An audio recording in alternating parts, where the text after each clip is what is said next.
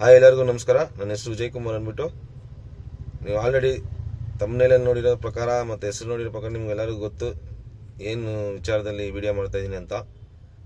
ನನಗೆ ಪರ್ಸ್ನಲಾಗಿ ಫೇಸ್ ಮಾಡಿರೋಂಥ ಪ್ರಾಬ್ಲಮ್ ಏನಂದರೆ, ಪೋರ್ಟ್ರಲ್ಲಿ ಆನ್ ಡ್ಯೂಟಿಯಲ್ಲಿ ಆಕ್ಸಿಡೆಂಟ್ ಆದಾಗ ಈ ಪೋರ್ಟ್ರವರು ಯಾವ ಥರ ರೆಸ್ಪಾನ್ಸ್ ಮಾಡ್ತಾರೆ. ಸೊ ಆಕ್ಸಿಡೆಂಟ್ ಆದಮೇಲೆ ಅವ್ರ ಕಡೆಯಿಂದ ಏನಾರ ನಮ್ಗೆ ಹೆಲ್ಪ್ ಆಗುತ್ತಾ ಇಲ್ಲ ಏನು ಕತೆ ಯಾವ ಥರ ಅಂತ ಈ ವಿಡಿಯೋದಲ್ಲಿ ನಾನು ತಿಳಿಸ್ಕೊಡ್ತೀನಿ. ವಿಡಿಯೋನ ಶುರು ಮಾಡೋಕ್ಕೆ ಮುಂಚೆ ನಿಮ್ಗೆಲ್ಲರಿಗೂ ಒಂದು ರಿಕ್ವೆಸ್ಟು. ಈ ಚಾನಲ್ನ ನಾನು ಹೊಸದಾಗಿ ಸ್ಟಾರ್ಟ್ ಮಾಡಿದ್ದೀನಿ. ನಿಮ್ಮೆಲ್ಲರ ಸಪೋರ್ಟ್ ನನಗೆ ಬೇಕೇ ಬೇಕು. ಚಾನಲ್ ಹೆಸರು ಬಂದು ಪ್ಯಾನ್ ಇಂಡಿಯಾ ಕನ್ನಡಿಗ ಅಂತ ಇಟ್ಟಿದ್ದೀನಿ. ಪ್ಯಾನ್ ಇಂಡಿಯಾ ಕನ್ನಡಿಗ ಅಂದರೆ ಇದು ಒಂದು ತುಂಬ ಒಳ್ಳೆಯ ಹೆಸರು ಅನಿಸ್ತು, ಅದಕ್ಕೆ ಇಟ್ಟಿದ್ದೀನಿ. ಇದಕ್ಕೊಂದು ದೊಡ್ಡ ಅರ್ಥ ಇದೆ. ಮುಂದಿನ ದಿನಗಳಲ್ಲಿ ಈ ಪ್ಯಾನ್ ಇಂಡಿಯಾ ಕನ್ನಡಿಗ ಅಂದರೆ ಏನು ಅಂತ ನಾನು ಹೇಳ್ತೀನಿ. ಸೊ ಫಸ್ಟ್ ವಿಡಿಯೋ, ಅದಕ್ಕೆ ಸ್ವಲ್ಪ ತೊದಲು ಆಗ್ತಾಯಿದೆ, ಯಾರೂ ನಗಿಬೇಡಿ, ಏನು ಮಾಡೋಕ್ಕಾಗಲ್ಲ. ಸೊ ನಾನು ಇಂಪ್ರೂವ್ ಆಗ್ತೀನಿ. ಭಾನುವಾರ ಡ್ಯೂಟಿ ಮಾಡೋಣ ಅಂತ ಎಲ್ಲ ದಿನಗಳ ಥರನೇ ಭಾನುವಾರ ಡ್ಯೂಟಿ ಆನ್ ಮಾಡಿ ಒಂದು ಡ್ಯೂಟಿ ಮಾಡಿದೆ. ಮತ್ತು ಎರಡನೇ ಡ್ಯೂಟಿ ಹೋದಾಗ ಹೋಟ್ಲದು ಫುಡ್ಡು ಆರ್ಡ್ರ್ ಬಂದಿತ್ತು. ಅವರು ಎಲ್ಲ ಲೋಡ್ ಮಾಡಿಕೊಂಡ್ರು. ಸೊ ಲೋಡ್ ಮಾಡ್ಕೊಂಡು ಹೋಗ್ತಾ ಇರೋ ಟೈಮಲ್ಲಿ ಏನಾಯ್ತು ಅಂದರೆ, ಈ ಮೆಟ್ರೋ ಬಸ್ ಸ್ಟಾಪ್ ಬರುತ್ತಲ್ಲ, ಅದ್ರ ಕೆಳಗಡೆ ಬಂದ್ಬಿಟ್ಟು ಏನೋ ಕೆಲಸ ಮಾಡ್ತಾಯಿದ್ರು ಮೆಟ್ರೋದವರು, ಭಾನುವಾರ ಅಂದ್ಬಿಟ್ಟು. ಸೊ ಅವ್ರೇನು ಮಾಡಿದ್ರು, ಒನ್ ವೇ ಮಾಡಿದ್ರು. ಆ ರೋಡ್ನ ಕ್ಲೋಸ್ ಮಾಡಿ ಒನ್ ವೇ ಬಿಟ್ಟಿದ್ರು. ಎಲ್ಲ ಕ್ಯಾಶುಯಲಾಗಿ ಹೋಗ್ತಾ ಇದ್ವಿ. ಸೊ ಈ ಝೊಮ್ಯಾಟೊ ಹುಡುಗ ಏನು ಮಾಡಿಬಿಟ್ಟ ಅಂದರೆ, ಅವನಿಗೆ ಗೊತ್ತಿಲ್ಲ ಇದು ಒನ್ ವೇ ಮಾಡಿದ್ದಾರೆ ಅಂದ್ಬಿಟ್ಟು ಅವನೇನು ಮಾಡಿದ್ದಾನೆ, ಮೊಬೈಲ್ ನೋಡ್ಕೊಂಡೇ ಬರ್ತಾ ಇದ್ದಾನೆ. ಗೂಗಲ್ ಮ್ಯಾಪ್ ನೋಡ್ಕೊಂಡು ತಲೆ ಎತ್ತು ಕೂಡ ನೋಡ್ತಾ ಇಲ್ಲ. ನಾನು ಆರನ್ ಮಾಡಿ ಸಾಕಾಯಿತು. ಎಷ್ಟು ಆರನ್ ಮಾಡಿದ್ರು ನೋಡಿ, ಗಾಡಿ ನಿಲ್ಲಿಸೇ ಬಿಟ್ಟೆ. ಆದ್ರೂ ಅವನು ನೋಡಿಲ್ಲ, ಅಷ್ಟು ಮುಳುಗೋಗಿದ್ದ. ಅಷ್ಟು ಅವ್ನ ಗಾಚಾರ ಎತ್ಕೊಂಬಂದು ನನಗೆ ಬಿಟ್ಬಿಟ್ಟ. ಅವನು ಹತ್ರ ಬಂದಮೇಲೆ ಗಾಡಿ ನೋಡ್ಬಿಟ್ಟು ಸ್ಪೀಡ್ ಮಾಡ್ಬಿಟ್ಟು ಬಂದು ಗುದ್ದೇ ಬಿಟ್ಟ ನನ್ನ ಗಾಡಿಗೆ. ನಾನು ಒಂದು ಸೆಕೆಂಡ್ ಶಾಕ್ ಆಗಿಬಿಟ್ಟೆ. ಬಂದು ಮುಂದ್ಗಡೆ ಗ್ಲಾಸ್ ಎಲ್ಲ ಹೊಡೆದೋಯ್ತು, ಹೆಡ್ಲೈಟ್ ಹೊಡೆದೋಯ್ತು, ಎಲ್ಲ ಹೊಡೆದೋಯ್ತು. ಇಳ್ದು ನೋಡ್ತೀನಿ, ಭಯಣ ಅಂತ ಇಳ್ದು ನೋಡಿದ್ರೆ ಅವನಿಗೆ ಸ್ವಲ್ಪ ಗ್ಲಾಸು ಈ ಗಡ್ಡ ಹತ್ರ ಕುಚ್ಕೊಂಡ್ಬಿಟ್ಟಿತ್ತು ಅವನಿಗೆ. ನನಗೆ ಸ್ವಲ್ಪ ಫುಲ್ಲು ನರ್ವಸ್ ಆಗಿಬಿಡ್ತು. ನನಗೆ ಈ ಟೈಮಲ್ಲಿ ಏನು ಮಾಡಬೇಕು, ಫುಲ್ ಬ್ಲೈಂಡ್ ಆಗ್ಬಿಡ್ತು. ನನಗೆ ಶಾಕ್ ಆಗಿಬಿಟ್ಟೆ. ನಾನು ಶಾಕಲ್ಲಿ ಇದ್ಬಿಟ್ಟೆ ನಾನು.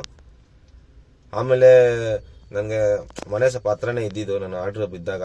ಸೊ ನಮ್ಮ ಕಸಿನ್ಸು ಅವ್ರಿಗೆಲ್ಲ ಫೋನ್ ಹಾಕಿ ಕರೆಸಿ ಅವ್ನಿಗೆ ಇಮಿಡಿಯೇಟ್ ಫಸ್ಟು ಆಟೋ ಬುಕ್ ಮಾಡಿ ಹಾಸ್ಪಿಟ್ಲ್ ಕಳಿಸ್ಕೊಟ್ಬಿಟ್ಟು, ಆಮೇಲೆ ನಮ್ಮ ತಮ್ಮಂದ್ರನ್ನ ಹಾಸ್ಪಿಟ್ಲ್ ಕಳಿಸ್ದೆ. ಅವ್ನಿಗೆ ಏನಾಯ್ತು ಹೋಗಿ ಚೆಕ್ ಮಾಡ್ಕೊಳ್ಳಿ ಅಂತ. ಪ್ಲಸ್ ಪೊಲೀಸ್ಗೂ ನಾನೇ ಫೋನ್ ಮಾಡಿದೆ. ಯಾಕಂದರೆ ಅವ್ನಿಗೆ ಏಟ್ ಆಗಿಬಿಟ್ಟಿದೆ ಪಾಪ. ಅವ್ನ ಗಾಡಿ ಬೇರೆ ಹೊಡೆದೋಗ್ಬಿಟ್ಟಿದೆ. ಏನು ಮಾಡೋಕ್ಕಾಗಲ್ಲ ಅಂತ ಟೈಮಲ್ಲಿ ಮನೆ ಐತೆ ಮೆರಿಲೇಬೇಕು. ಆಮೇಲೆ ಪೊಲೀಸವ್ರು ಬಂದರು. ಅವ್ರೇನು ಮಾಡಿದ್ರು, ಸರಿನಪ್ಪ ಈ ಗಾಡಿನ ಎತ್ತಿ ನಿನ್ನ ಗಾಡಿಯಲ್ಲಿ ಲೋಡ್ ಮಾಡ್ಕೋ, ಎತ್ಕೊಂಡೋಗಿ ಸ್ಟೇಷನ್ ಹತ್ರ ಬಾ ಮಾತಾಡ್ಕೊಳ್ಳೋಣ ಅಂದರು. ಅಷ್ಟೊತ್ತಿಗೆ ಇವರು ಕಸ್ಟಮರ್ ಏನು ಮಾಡಿಬಿಟ್ರು, ಅವರೇ ಕಸ್ಟಮರ್ ಕೇರ್ ಫೋನ್ ಮಾಡಿ ಈ ಥರ ಹಂಗೆ ಆಕ್ಸಿಡೆಂಟ್ ಆಗಿದೆ, ನಮಗೆ ಏನು ಮಾಡ್ತೀರಾ ಅಂತ ಕೇಳಿದಾಗ ಅವ್ರೇನು ಮಾಡಿದ್ರು, ಇನ್ನೊಂದು ಗಾಡಿನ ಬುಕ್ ಮಾಡಿ ಕಳಿಸ್ಕೊಟ್ರು. ಅವರು ಅಲ್ಲೇ ರೋಡಲ್ಲೇ ಬಂದು ಅನ್ಲೋಡ್ ಮಾಡ್ಕೊಂಡು ಇನ್ನೊಂದು ಗಾಡಿಗೆ ಲೋಡ್ ಮಾಡ್ಕೊಂಡ್ಬಿಟ್ರು ಅವರು. ನನಗೆ ಕಸ್ಟಮರ್ ಕೇರಿಂದ ಫೋನ್ ಬಂತು, ಹೌದು ಮೇಡಮ್ ಈ ಥರ ಆಗಿದೆ, ಏನು ಮಾಡ್ಬೇಕು ಹೇಳಿ ಅಂತ. ಸರ್ ನೀವು ಟ್ರಿಪ್ ಎಂಡ್ ಮಾಡಿ ಸರ್ ನೀವು ಅಂದರು. ಟ್ರಿಪ್ ಎಂಡ್ ಮಾಡಿದೆ. ಅಮೌಂಟ್ ಅಷ್ಟೇ ಬಂದು ಒಂದು ಅರ್ಧ ಏನು ಎಷ್ಟಿದೆ, ನಾನು ಎಷ್ಟು ದೂರ ಹೋಗಿದ್ದೆ ಅಷ್ಟು ಅಮೌಂಟ್ ಬಂತು. ಅವ್ರು ಕಸ್ಟಮರ್ ಕೇಳಿದ್ರೆ ಕೊಡ್ತಾಯಿಲ್ಲ ಅವರು ಅಮೌಂಟು. ಸರ್ ನಾನೇನು ಮಾಡಲಿ, ನಾನು ಅವ್ರು ಹೇಳಿದ್ರೆ ಕೊಡ್ತೀನಿ ಸರ್ ಅಂದರು. ಇಲ್ಲ ಮೇಡಮ್ ನೀವು ಕೊಡಲೇಬೇಕು ದುಡ್ಡು ಅಂದರೆ, ಇಲ್ಲ ಸರ್ ನಾನು ಏನು ಮಾಡೋಕ್ಕಾಗಲ್ಲ ಅಂದರು ಅವರು. ಆಮೇಲೆ ಅವ್ರು ಕಸ್ಟಮರ್ ಕೇಳಿದ್ರೆ, ಸರ್ ನಾನು ಹಾಕ್ಸ್ತೀನಿ ಸರ್, ನೀವೇನು ಅವ್ರ ಹತ್ರ ಅಮೌಂಟ್ ಕೇಳೋಕ್ಕೆ ಹೋಗ್ಬೇಡಿ, ಅವ್ರು ತೀಸ್ಕೊಳಕ್ಕೆ ಹೋಗ್ಬೇಡಿ ಅಂತ ಇವರು ಕಸ್ಟಮರ್ ಕೇರ್ ಅವ್ರು ಹಂಗೆ ಹೇಳಿದ್ರು. ಸರಿ ಅಂತ ಎಂಡ್ ಟ್ರಿಪ್ನ ಕ್ಲೋಸ್ ಮಾಡಿದೆ. ಮೈನಸ್ ಬ್ಯಾಲೆನ್ಸ್ 100 ರೂಪಾಯಿ. ಇವ್ರು ಕಮಿಷನ್ ಕಟ್ಟಾಗಿ 400 ರೂಪಾಯಿ ನಾನು ದುಡ್ಡು ಇಸ್ಕೊಂಡಿರೋ ಥರ ಬಂತು. ಆಮೇಲೆ ಒಂದು ಏನು ಮಾಡಿದ್ರು, ಅವ್ರ ಕಡೆಯಿಂದ ಏನು ಸಪೋರ್ಟ್ ಸಿಕ್ಕಿಲ್ಲ. ಗಾಡಿ ಆಕ್ಸಿಡೆಂಟ್ ಆಗಿದ್ದು ಅದಕ್ಕೂ ಏನು ಸಪೋರ್ಟ್ ಸಿಕ್ಕಿಲ್ಲ. ತುಂಬ ಬೇಜಾರಾಯಿತು. ಈ ಪೋರ್ಟ್ರ್ ಕಡೆಯಿಂದ ಏನು ಸಪೋರ್ಟ್ ಸಿಕ್ಕಿಲ್ಲ. ಆಕ್ಸಿಡೆಂಟ್ ಆಗಿದೆ, ಅದು ಆರ್ಡ್ರಲ್ಲ ಲೈವ್ ಆರ್ಡ್ರ್ ಇದ್ದಾಗ ಭಾರಿ ಬೇಜಾರಾಯಿತು. ಮತ್ತೆ ಸ್ಟೇಷನ್ ಹತ್ರ ಹೋದೆ, ಗಾಡಿ ಬಿಟ್ಟೆ, ಕೀ ಇಸ್ಕೊಂಡ್ರು. ಸರಿಯಪ್ಪ ನಾಳೆ ಹೋಗೋ ಕೊಟ್ಬಿಡ್ತೀನಿ ಗಾಡಿ ಅಂದರು. ಒಂದಿನ ಹೋದೆ, ಎರಡನೇ ದಿನ ಹೋದೆ, ಗಾಡಿ ಕೊಟ್ಟಿಲ್ಲ. ಆಮೇಲೆ ನಂಬ್ತಿರೋ ಬಿಡ್ತಿರೋ, ತಪ್ಪು ನಂದೊಂದು ಚೂರಿಲ್ಲ. ತಪ್ಪಿಲ್ದಿರ ನಾನು ಹಾಸ್ಪಿಟ್ಲೆಲ್ಲ ನೋಡಿಕೊಂಡು ಅವ್ನ ಗಾಡಿಯೆಲ್ಲ ಎತ್ಕೊಂಡು ಸ್ಟೇಷನ್ ಹತ್ರ ಬಿಟ್ಟು ಕೂಡ ನಾನು 15,000 ರೂಪಾಯಿ ಖರ್ಚು ಮಾಡಿದ್ದೀನಿ ಪೊಲೀಸ್ ಸ್ಟೇಷನಲ್ಲಿ. ನೀವು ನಂಬ್ತಿರೋ ಬಿಡ್ತಿರೋ ಗೊತ್ತಿಲ್ಲ ಫ್ರೆಂಡ್. ತುಂಬ ಬೇಜಾರಾಗೋಯ್ತು ನನಗೆ. ಅವತ್ತು ಡ್ಯೂಟಿನೂ ಹೊರಟೋಯ್ತು. ಪ್ಲಸ್ ಸ್ಟೇಷನಲ್ಲಿ 15,000 ಖರ್ಚು ಮಾಡಿದೆ. ಮತ್ತು ರಜೆಗಳಾಗೋಯ್ತು. ಆಮೇಲೆ ಆರ್ಟಿಒ ಹೋಗೋ ಇಲ್ಲಿ ಬಾ ಬರಲೇ ಸುತ್ತಾಡಿಸಿ ತುಂಬ ಬೇಜಾರಾಗೋಯ್ತು ನನಗೆ. ಏನು ಹಿಂಗಾಗೋಯ್ತು, ನಮ್ಮ ಕಡೆ ನ್ಯಾಯ ಇದ್ಕೊಂಡು ನಾನು ಅಷ್ಟೆಲ್ಲ ಸಪೋರ್ಟ್ ಮಾಡಿ ಇದು ಹೋದ್ರೂ ತಪ್ಪಿಲ್ಲ ನನಗೆ ಬಾಧೆ. ಆದರೂ ನಾನು 15,000 ಖರ್ಚು ಮಾಡೋ ದುಸ್ಥಿತಿ ನಂಗೆ ಬಂತು. ಆ ಥರ ಇದೆ ನಮ್ಮ ಸಮಾಜ. ಏನು ಮಾಡೋಕ್ಕಾಗಲ್ಲ.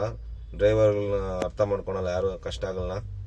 ಆಮೇಲೆ ಬಂದ್ಬಿಟ್ಟು ಇನ್ಸೂರೆನ್ಸ್ ಆಮೇಲೆ ನಾನು ಒಂದು ವಾರ ಆಯಿತು ಫ್ರೆಂಡ್ಸ್ ನನ್ನ ಗಾಡಿ ಎತ್ಕೊಂಡಾಗ. ಯಾಕಂದರೆ ನನಗೆ ಅರ್ಜೆಂಟಾಗಿ ಬೇಕಾಗಿರೋದು, ನಾನು ದುಡ್ಡು ಖರ್ಚು ಮಾಡಿದ್ದು ನನ್ನ ಕೈಗೆ ಬೇಗ ಗಾಡಿ ಬಂತು. ಇಲ್ಲ ಅಂದಿದ್ರೆ ಇನ್ನೂ ಆಟ ಆಡಿಸ್ಬಿಟ್ಟಿರೋರು ನನಗೆ. ನಾಳೆ ಅವ್ರು ಬಂದಿಲ್ಲ, ಇಲ್ಲ ಅವ್ರು RTO ಆಫೀಸರ್ ಬಂದಿಲ್ಲ, ಅವ್ರು ಚೆಕ್ ಮಾಡಬೇಕು, ಇವ್ರು ಚೆಕ್ ಮಾಡಬೇಕು, ವೆರಿಫಿಕೇಷನ್ ಅದು ಇದು ಅಂದ್ಬಿಟ್ಟು ಆಟ ಆಡಿಸ್ಕೊಂಡ್ಬಿಟ್ಟಿರೋರು. ಸ್ವಲ್ಪ ದುಡ್ಡು ಖರ್ಚು ಮಾಡಿದ್ದಕ್ಕೆ ಬೇಗ ಮುಗಿಸಿ ಕಳಿಸ್ಕೊಟ್ಬಿಟ್ರು ನನಗೆ. ಸಾಲ ಏನೋ ಮಾಡಿ ಎತ್ಕೊಂಬಂದ್ಬಿಟ್ಟೆ ಗಾಡಿ. ಆಮೇಲೆ ನಾನೇನು ಮಾಡಿದೆ, ಇನ್ಸೂರೆನ್ಸ್ಗೆ ಅಪ್ಲೈ ಮಾಡಬೇಕಲ್ಲ, ಇನ್ಸೂರೆನ್ಸರ್ಗೆ ಫೋನ್ ಮಾಡಿದೆ ನಾನು. ಸರ್ ನೀವು ಆಕ್ಸಿಡೆಂಟ್ ಆದಾಗೆ ಫೋನ್ ಮಾಡಬೇಕಾಯ್ತಲ್ಲ ಸರ್, ಯಾಕೆ ಸರ್ ಫೋನ್ ಮಾಡಿಲ್ಲ ಅಂದರು. ಇಲ್ಲಪ್ಪ ನಂಬರ್ ಇದ್ದಿರಲಿಲ್ಲ ಹಂಗೆ ಅದಕ್ಕೆ ಆಯ್ತು ಸರ್ ಅಂತ ಹೇಳ್ಬಿಟ್ಟು ಹೋಗಿ ಶೋರೂಮಲ್ಲಿ ಬಿಟ್ಟೆ.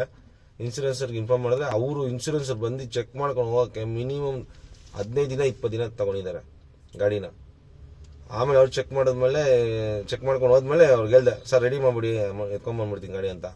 ಅಷ್ಟೊತ್ತಿಗೆ ಹತ್ತತ್ರ ಒಂದು ತಿಂಗಳೇ ಆಗ್ಬಿಟ್ಟಿದೆ ನನ್ನ ಕೆಲ್ಸಕ್ಕೆ ಹೋಗಿ. ರೆಡಿ ಮಾಡಿ ದುಡ್ಡು ಎಲ್ಲಿಂದ ಬರುತ್ತೆ, ಕೆಲಸ ಮಾಡಿದ್ರೆ ದುಡ್ಡು ಬರೋದು. EMIಗಳೇ ಸಾಲ ಮಾಡಿ ಕಟ್ಟಿದ್ದೀನಿ, ಇನ್ನು ಈ ಸ್ಟೇಷನಲ್ಲಿ ಬೇರೆ ಕಟ್ಟಿದ್ದೀನಿ. ಭಾರಿ ತೊಂದರೆ ನಾ ಫೇಸ್ ಮಾಡಿಬಿಟ್ಟೆ ಝೊಮೊಟೊ ಹುಡುಗದಿಂದ. ಅವನಿಗೂ ಪಾಪ ಕಾಲು ಮುರಿದೋಗ್ಬಿಡ್ತು, ಅವನು ಇದು ಮಾಡ್ಕೊಂಡ. ಅವನು ಇದು ನನಗೂ ಭಾರಿ ಲೈಫಲ್ಲಿ ಡ್ಯಾಮೇಜ್ ಆಯಿತು ಅವನಿಂದ. ಪೋರ್ಟ್ರಲ್ಲಿ ನೋಡಿ ಏನು ಸಪೋರ್ಟ್ ಸಿಕ್ಕಿಲ್ಲ, ಅದೇ ಒಂದು ಬೇಜಾರು. ಆಮೇಲೆ ಬಂದ್ಬಿಟ್ಟು ಅವರು ಇನ್ಸೂರೆನ್ಸ್ ಎಲ್ಲ ಬಂದು ಚೆಕ್ ಮಾಡಿದೆ, ಒಂದು 30,000 ಬಿಲ್ ಮಾಡಿದ್ರು. ಅವರು 18,000 ಕೊಟ್ಟಿದ್ದಾರೆ. ಮತ್ತೆ ಅದಕ್ಕೊಂದು 10,000 ಸಾಲ ಮಾಡ್ಕೊಂಡೋಗಿ ಕಷ್ಟನೋ ನಷ್ಟನೋ ಆಗಿ 2 ತಿಂಗಳಾಗೋಯ್ತು ಫ್ರೆಂಡ್ಸ್.